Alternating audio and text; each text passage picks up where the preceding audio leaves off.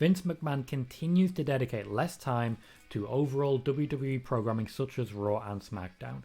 I reported on this while I was at Sportskeeda quite extensively, stating that Vince McMahon intended to sort of step back from the chair, as it were, take a little bit less control, and a lot more control would go to Triple H, Shane McMahon, and other people in the company. They then started letting those other people in the company go, and Vince McMahon stepped back forwards again.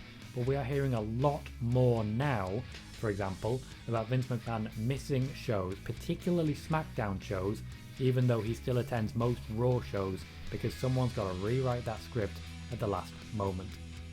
Nick Khan's hiring was intended to lighten the load on Vince's shoulders, and it has achieved that.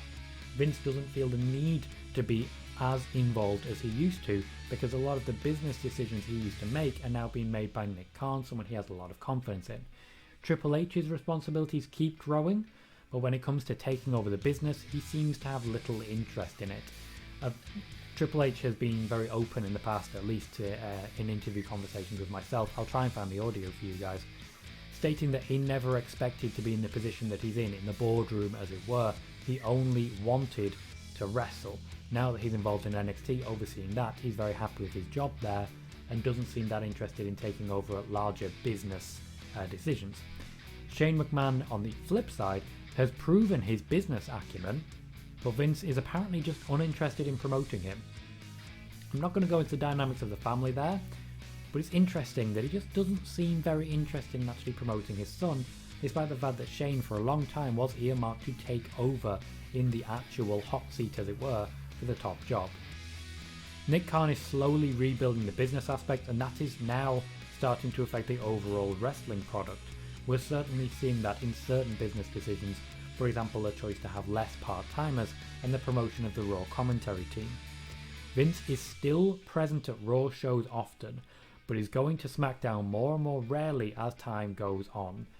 Basically, from what I can tell, Vince is hiring people at the moment in and around him that he has massive confidence in, and whom he believes are simply the right people for the job, will ensure long-term profits and long-term success for the company, so that he can afford to be less involved.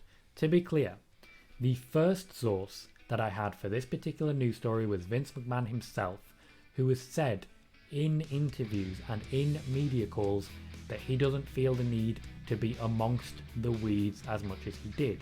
This is why executive directors Paul Heyman and Eric Bischoff were hired way back when, and though they have been replaced since, Vince is less involved now than ever when it comes to the actual creative product. The recent spate of releases and reorganizations put the company into a position whereby Vince is less required, and he is taking advantage of that.